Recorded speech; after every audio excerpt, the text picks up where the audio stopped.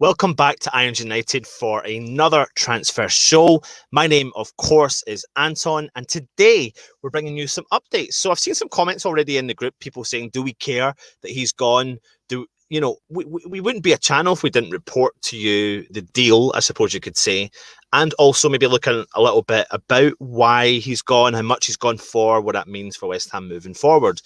So, of course, what we do know, though, of course, is that Jordan Hugill has officially signed for Norwich City, and he's determined to definitely prove a point after limited opportunities in the Premier League with West Ham.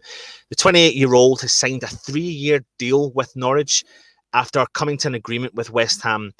And they've obviously been chasing him for a few weeks now, which we reported a couple of weeks ago. He had 2 years left on his current contract, reportedly worth around £35,000 per week. So this is the interesting part, though. West Ham, of course, signed him for £10 million, including other deals at the time. But negotiations around a structured deal were concluded over the weekend, understood to be, are you ready, 2.6 million upfront with a series of performance-related add-on fees, which could follow.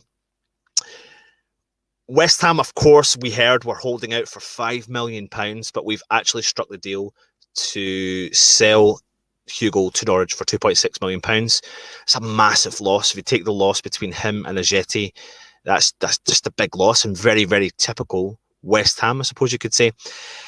It's expected that Hugill's also taken a significant pay cut to join Norwich City after seeing his, obviously, you could call this a failed move to West Ham turn sour. And again, like I said, and have reported that Preston earned at the time a club record fee of £10 million. He's currently flown out to Germany to meet up with the rest of his teammates.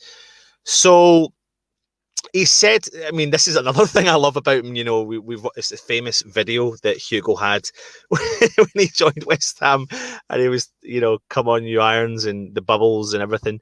But his statement for when he joined the club was, for me, the aim is to get this club back to where they want to be, and for me to prove a point. This is the funny part. I'm a big physical presence who will batter a defender around. So quite old school, but I'm also a very powerful striker who can get in the box and on the end of things. In the 2015-16 season, he was Preston's top goal scorer with 12 goals in 44 matches.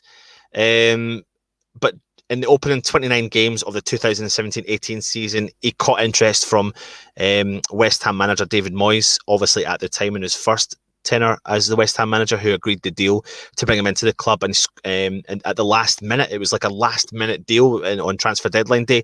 And I think we were all heavily shocked that he actually came to West Ham from Preston. It was literally a name out of nowhere. We weren't expecting it. We were looking a lot higher caliber than Jordan Hugill, but the next minute we signed this guy for a deal worth up to £10 million after scoring 30 goals in over 114 appearances for Preston North End. He only just made 3 appearances as a substitute following the time at West Ham. And just 6 months later, he joined his we loaned him back to the Championship to Middlesbrough, where he scored 7 goals in 41 games in all competitions. And they only finished a point out of the playoffs at the time, but it wasn't enough to force his way back into the West Ham side. And another loan deal back to the Championship, and this time he went to QPR, where it was a little bit more successful. The physical forward scored 15 goals in 41 matches in all competitions, picked up 10 yellow cards during that season for QPR. The thing that concerns me here is that West Ham have sold a player that we signed for £10 million for transfer fee rumoured to be around £2.6 million. It's a huge loss for the club. And again, it's maybe a panic situation. But it was probably a deal we should never have brought in the first place. It never really made business sense. It was a little bit like West Ham were trying to bring in this young, enthusiastic player who was never prolific in his career, brought him in, and he never really done much for the club. I was up at St Andrews, watched them training, and he looked reasonably upbeat, but maybe he was reasonably upbeat because he knew that this deal was going to go through in the end. But listen, all we can say is all the best to you, Hugill. Thanks for 3 substitute appearances, and at least engaging with the fan base. And you seem like do you know what? He seems like a really nice guy.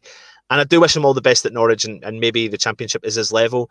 He's not been prolific in his career, but maybe this is what he needs, is a side that will just constantly play him like QPR have done, and potentially is what Middlesbrough did the season before. So yeah, all we can do is wish you the best and good luck at Norwich City. And finally, this is only a short and sweet video today, but there's been rumours kicking around all week, past couple of weeks, that West Ham are interested in Brighton and Hove Albion defender Shane Duffy.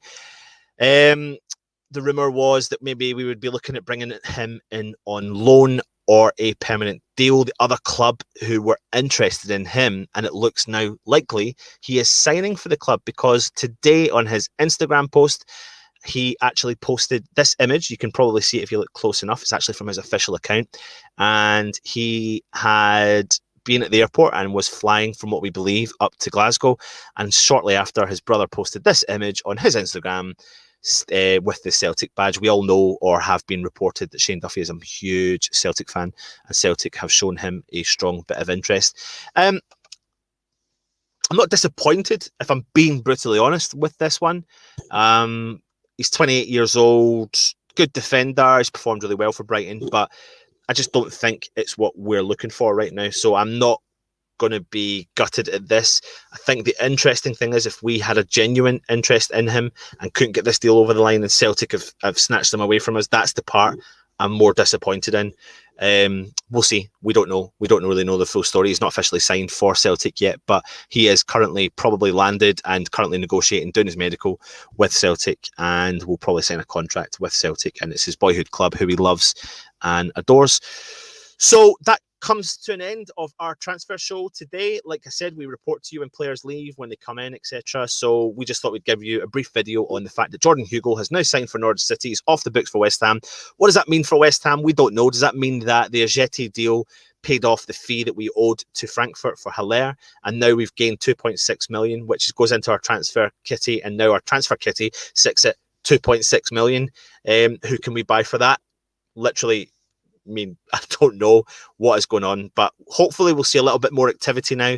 And it looks like maybe Moyes is putting a preference onto the centre-back position, which I do definitely agree with. I think we need to bring in strength in that position and then look elsewhere in and around it. And as Stell reported in his West Ham Weekly, I went up to St Andrews and all the players looked upbeat.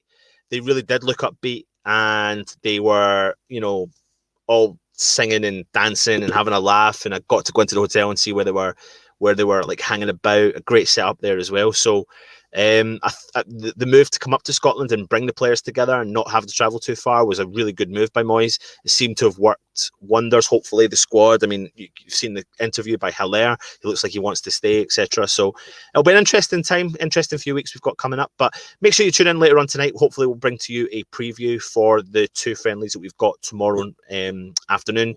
And yeah, keep an eye on all the rest of our shows. You watched Stell's West Ham Weekly. Hopefully we'll have Alf back with the Q&A. And yeah, keep an eye out for the channel. But in the meantime, subscribe, thumbs up, and get